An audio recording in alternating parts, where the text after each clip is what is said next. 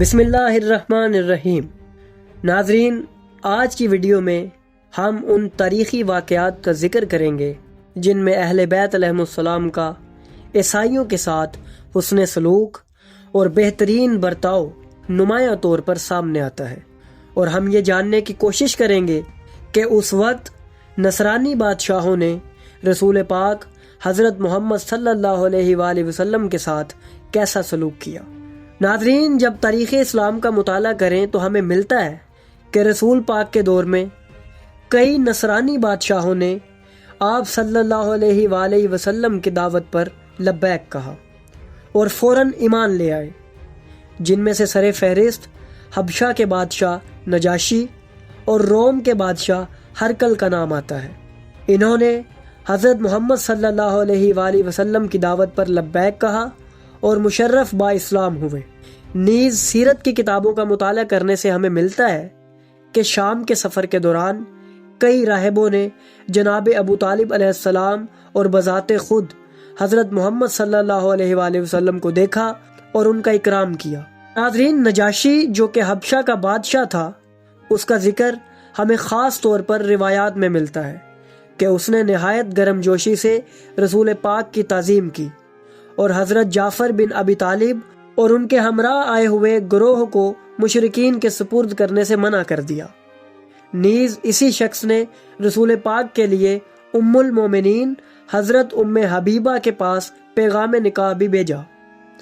اور ناظرین، تاریخ نے دیکھا کہ جب نجاشی کی وفات ہوئی تو روایات کے مطابق آپ اپنے اصحاب کو جنت البقیع میں لائے اور فرمایا کہ آج تمہارا بھائی نجاشی مر گیا ہے، اور اس پر نماز جنازہ پڑھائی۔ ناظرین، روایات کے مطابق ہمیشہ نجاشی کی قبر پر نور کا مشاہدہ کیا جاتا تھا۔ ایک اور عیسائی بادشاہ جو کہ روم کا فرما روا تھا، اس نے بھی حضرت محمد صلی اللہ علیہ وآلہ وسلم کے ساتھ تعظیم کا اظہار کیا۔ ذوالحجہ 6 ہجری میں رسول پاک نے حضرت داہیہ کلبی کو ایک خط دے کر ہرقل بادشاہ روم کے پاس بھیجا اور لکھا کہ میں تم کو اسلام کی طرف بلاتا ہوں۔ اتفاق سے ان دنوں ابو سفیان اور دیگر قریش کے لوگ بھی اسی علاقے میں موجود تھے۔ ہرقل روم نے ان کو بلایا اور پوچھا، کیا قریش میں سے اور کسی نے دعوی نبوت کیا ہے؟ ابو سفیان نے جواب دیا، نہیں۔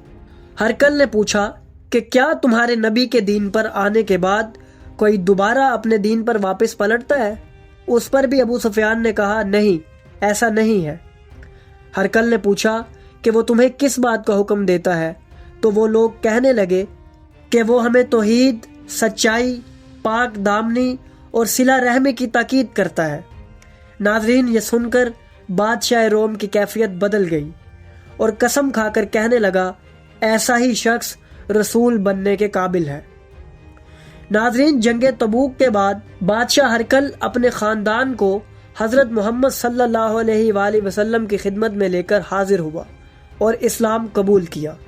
ناظرین، فروغ بن عمر جو اس دور میں عمان کا عیسائی بادشاہ تھا، جب اس نے آپ صلی اللہ علیہ وآلہ وسلم کی آمد کی خبر سنی تو وہ بہت خوش ہوا اور آپ کی خدمت میں بہت سے ہدیے اور تحائف بھیجے اور خط لکھا کہ در حقیقت آپ ہی وہ رسول ہیں جس کی حضرت عیسیٰ علیہ السلام بشارت دیتے تھے۔ لیکن اس کے اس عمل پر اس کی شدید مخالفت ہوئی اور اسے قتل کر دیا گیا۔ ناظرین، ایک اور بادشاہ مکوکس جو کہ مصر کا بادشاہ تھا، جب اس کے پاس سلطان رسالت کا ہدایت نامہ پہنچا تو اس نے قاصد کا بڑا احترام کیا اور کہا، میں جانتا ہوں کہ سلسلہ نبوت میں ایک رسول خاتم الانبیاء ابھی باقی رہ گئے ہیں، اور میرا گمان ہے کہ مجھے یہ خط انہی کی طرف سے موصول ہوا ہے۔ پس اس نے بہت سے تحائف اور کنیزیں اور ایک مشہور سواری جس کا نام دلدل تھا حضرت محمد صلی اللہ علیہ وآلہ وسلم کی خدمت میں روانہ کی۔ ناظرین، روایات سے ہمیں ملتا ہے کہ شاہ حبشہ یعنی نجاشی کا بھانجا جس کا نام فیروز دیلمی تھا، وہ بھی مدینہ میں آ کر مسلمان ہوا۔ ناظرین، حیرت کی بات یہ ہے کہ نجاشی کا یہ بھانجا وہ خوش نصیب تھا جس نے ایک جھوٹے نبی کا قتل کیا۔ ناظرین، روایات کے مطابق اسود انسی ملعون نے جب نبوت کا جھوٹا دعویٰ کیا تو اس کے خلاف جہاد کیا گیا۔ جس رات وہ مارا گیا اس رات رسول اللہ نے اصحاب سے فرمایا کہ اسود انسی مارا گیا ہے۔ لوگوں نے پوچھا اس کو کس نے قتل کیا؟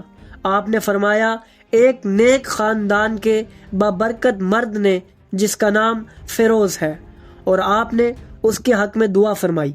ناظرین، حضرت سلمان محمدی نے بھی اسلام سے قبل متعدد عیسائی راہبوں کے ہاں زندگی گزاری، اور ان کی زندگی کے مطالعے سے معلوم ہوتا ہے کہ ان کو رسول پاک کی تمام تر نشانیوں سے آگاہ کرنے والے عیسائی راہب تھے، اور وہ تمام تر نشانیاں وہ تھیں جو عیسائی راہب اپنی کتابوں میں لکھی ہوئی دیکھتے تھے، اور ان کا یہ یقین تھا کہ ایک ایسا نبی آنے والا ہے جو تمام صفات کا حامل ہوگا۔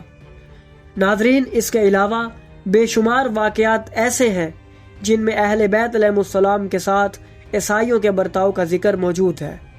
نیز اسی طرح امام علی علیہ السلام اور دیگر ائمہ کی خدمت میں بھی عیسائی بادشاہ اور راہب حاضر ہوتے رہے اور ان سے کئی موضوعات پر گفتگو بھی کرتے رہے۔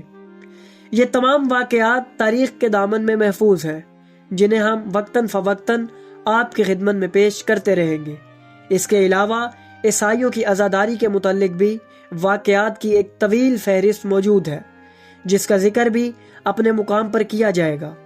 تو ناظرین، اگر آپ کو ہماری یہ کاوش پسند آئی تو ہماری ویڈیو کو لائک کریں، ہمارے چینل کو سبسکرائب کریں اور بیل آئیکن کو بھی دبا دیں تاکہ آپ کو ہماری آنے والی مزید ویڈیوز ملتی رہیں اور آپ علم سے مستفید ہوتے رہیں۔